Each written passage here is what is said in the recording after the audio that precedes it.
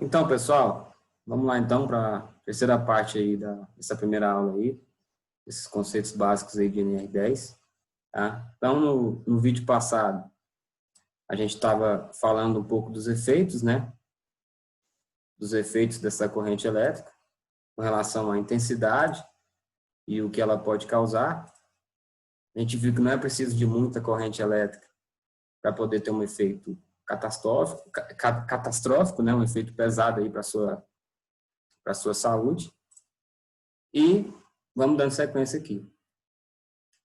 Então, como a gente comentou anteriormente, a resistência do corpo humano, ela não é uma resistência ruim, ela é uma resistência boa, tá? A resistência do corpo humano aí, ó, ela varia aí entre 100 mil ohms e 600 mil ohms. Então, é uma resistência considerável, razoavelmente boa.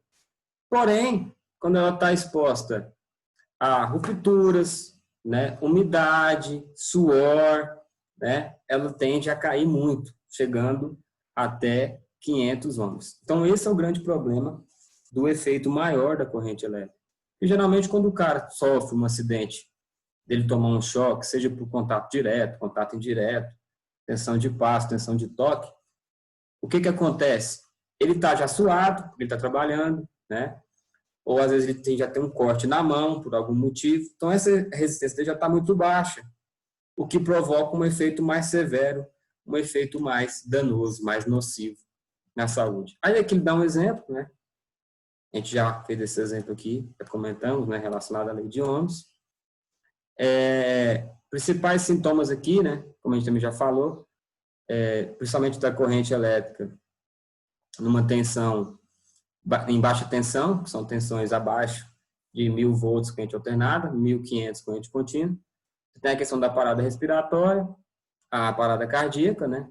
Então, a parada respiratória, qual que é a diferença? Às vezes surge essa dúvida. Parada respiratória, o que seria? Inibição dos centros nervosos, inclusive dos que comandam a respiração. Então, a pessoa não consegue ter o controle do sistema nervoso e não consegue respirar. A parada cardíaca tem a ver com o ritmo cardíaco, né? Que é a parada do coração, ou podem provocar também em consequência da fibrilação ventricular.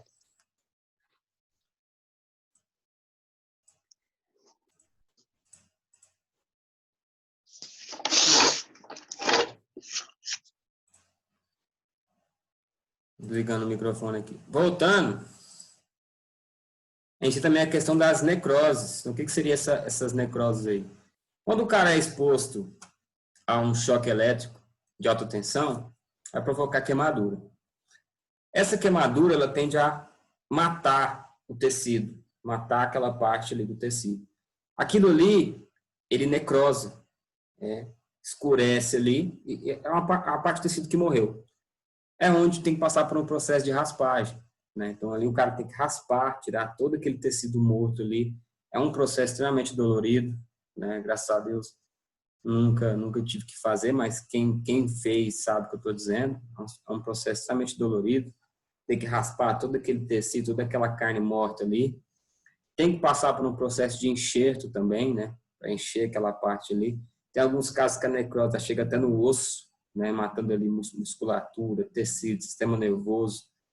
Então, o efeito de um choque elétrico, ele é muito danoso, ele é muito severo, ele é muito traumático, tá certo? Enfim, continuando. Alteração no sangue é outro problema que pode provocar, né? É provocado por efeitos térmicos e eletrolíticos da corrente elétrica. Você vai ter uma reação na temperatura, né, na consistência ali do sangue. Perturbação no sistema nervoso, sequelas em vários órgãos do corpo humano. Então, quando a gente fala aí em alteração sanguínea, né, em processo de ruptura aí, você pode ter, às vezes, hemorragia interna também provocada por ruptura de vasos sanguíneos devido a um choque elétrico. É por isso também que é muito importante, a gente sempre fala, quando a pessoa é vítima de um acidente elétrico, jamais ceder água para ela. E é muito comum a pessoa pedir, ficar com sede, né, justamente devido a essa alteração sanguínea aí, o organismo reage dando sede, provocando sede. E a pessoa fica com muita sede. jamais pegue a água e dê para essa pessoa, porque a água acelera o fluxo sanguíneo, e essa aceleração do fluxo sanguíneo vai provocar o quê? Se ela tiver com alguma hemorragia? A aceleração da hemorragia. Essa aceleração da hemorragia pode matar a pessoa antes que chegue o socorro. Então, é importante vocês também ficarem atentos a esse detalhe aí. Tá? A pessoa, às vezes, foi vítima de um acidente elétrico. O mais ideal é o quê? Deitar a pessoa, isolar ela, ver o nível de consciência dela, né? Se ela ainda está conseguindo respirar ou não. Em alguns casos, é necessário fazer a massagem cardíaca. Próximo aula vamos comentar alguma coisa sobre isso aí. E, acima de tudo, chamar um socorro especializado. É por isso que é sempre importante, as empresas sempre têm a brigada de incêndio, a brigada de primeiros socorros, que são pessoas que recebem um treinamento maior para poder agir dessa forma até chegar a um socorro especializado. Tá? Então, não inventem, às vezes, de fazer algo que você não sabe e nem também de dar água para uma pessoa que, às vezes, foi vítima de um acidente elétrico ou qualquer tipo de acidente. Tá certo? E outra coisa também, às vezes a pessoa diz, eu não vou ajudar porque eu não tenho conhecimento nenhum. Omissão de socorro é crime, tá? Então você tem que, de alguma forma, ajudar. Chamando uma assistência, chamando o corpo de bombeiros, enfim, você tem que prestar um serviço ali, porque se essa pessoa morre por omissão de socorro, você tem que responder judicialmente por isso. Isso é um crime que você está cometendo, tá certo? Voltando aqui então, deixa eu abrir aqui novamente. Então, a gente tem aqui, ó, descrevendo, né, o que é a parada cardíaca, a fibrilação ventricular, já comentamos sobre isso aqui, né? Como eu falei, vocês têm esse material aí na apostila que foi enviado, vocês vão receber essa apostila também na próxima aula. É a questão do defeito térmico, né? Quando você é exposto a um choque em alta tensão, geralmente o efeito maior é o efeito térmico, e você vai produzir o quê? Um calor muito grande, que pode gerar queimaduras de primeiro, segundo ou terceiro graus no corpo, né? Aquecimento do sangue, sua consequente dilatação. Aquecimento podendo provocar o derretimento dos ossos e cartilagem, dependendo da intensidade da tensão. Queima dos terminais nervosos e sensoriais da região atingida. Então, tudo isso aqui são sintomas, são efeitos provocados devido ao choque elétrico. Nesse caso aqui, principalmente choque de alta tensão. Queima das partes adiposas, né, ao longo da derme, tornando-se gelatinosa. Então, essa parte aqui superficial da pele, né, a queima disso aqui deixa ela gelatinosa, também mata o tecido, também é necessário fazer raspagem. Aqui está definindo o que é arco elétrico, né, já comentamos isso aqui, já falamos disso também, né. Então, as causas, né, o arco elétrico pode ser causado por diversos fatores relacionados à falha no equipamento, ao próprio ambiente, né, pessoas também, em termos de erro de operação. A quantidade de energia liberada durante um arco depende da corrente de curto-circuito e do tempo de atuação do dispositivo de proteção contra a sobrecarga. As mais sérias queimaduras por arco elétrico envolvidas pelo calor do arco elétrico. Mas já falamos sobre isso também.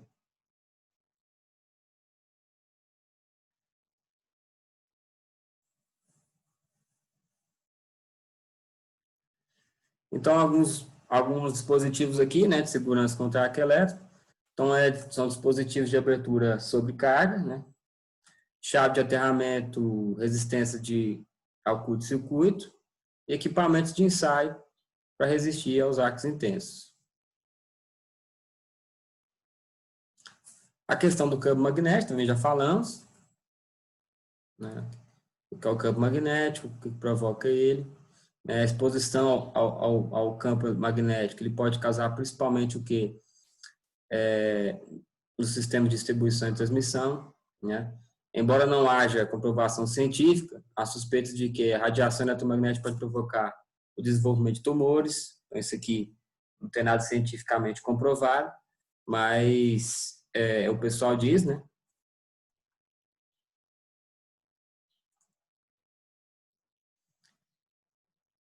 Um cuidado muito interessante para quem tem prótese metálica, como eu falei, pode ser atraída por esse campo aí.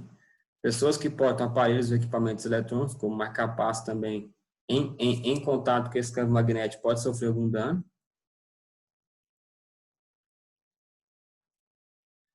Uma outra preocupação com o campo magnético é indução elétrica.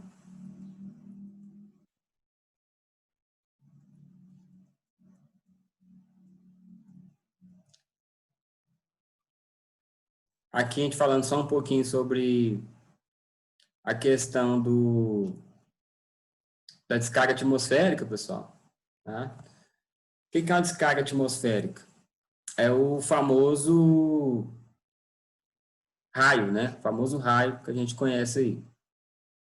Então, quando o raio cai, né? Quando ocorre uma reação devido à grande quantidade de carga elétrica que sobe em contato com a nuvem com uma certa carga, provoca a reação, você vai ter uma descarga elétrica ali. Essa descarga elétrica, para evitar, né, acidentes, hoje em dia a norma contempla muito sobre isso aí, que são os famosos SPDA. O que é o SPDA? É uma sigla, na verdade. Sistema de Proteção de Descarga Atmosférica. Então, é um sistema que é criado para proteger, tá, as pessoas contra uma eventual descarga atmosférica que venha a causar tanto a morte quanto algum tipo de acidente aí com pessoas próximas, né, de onde caiu esse raio aí. Esse SPDA é o famoso para-raio, né? Simplificando para a gente aí. Então, como é que funciona um para-raio? Como um para-raio, você vai ter aqui, ó. Vamos pensar que você tem um prédio aqui, ó. Tá, um edifício. E aí o que acontece? Vai cair um raio aqui. E tem uma pessoa bem aqui.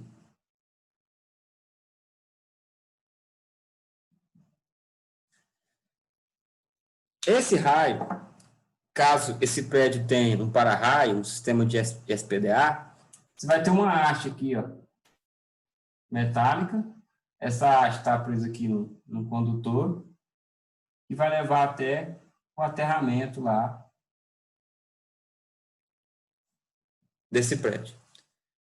Lembrando o princípio que a gente comentou, que a corrente elétrica ela sempre procura o caminho mais fácil para poder fluir. O que vocês acham? Vocês acham que esse raio vai preferir cair nessa pessoa, vai preferir cair aqui nesse para-raio que ele está no local mais alto e ele está aterrado? É evidente que ela vai preferir passar pelo para-raio. Então, eu estou criando aqui, ó, com esse sistema SPDA, um caminho mais fácil para a corrente poder fluir. Se eu crio esse caminho mais fácil, consequentemente, eu estou salvando as pessoas aqui, ó, eu estou garantindo que as pessoas aqui embaixo vão ter segurança. Então, por norma, edificações também, em determinada altura, elas têm que ter também um sistema de SPDA. Justamente para quê? Para garantir a segurança de um maior número de pessoas. Tá? E aí vocês encontram as normas, as NRs aí, que falam sobre SPDA, explicam para vocês os detalhes, como deve ser feito, como deve ser montado. É um assunto um pouco mais específico. O que é interessante para vocês e para a gente é ter uma noção do que é. Né? Você está lendo a norma ali, você encontra lá SPDA. Você não sabe o que é isso, então por isso nós estamos aqui, para tentar ajudar vocês aí a entender um pouco melhor os termos, entender um pouco melhor do que a norma trata. Tá certo? Essa aula inicial é isso, né? Que a gente falou até agora. A gente encerra por aqui, tá?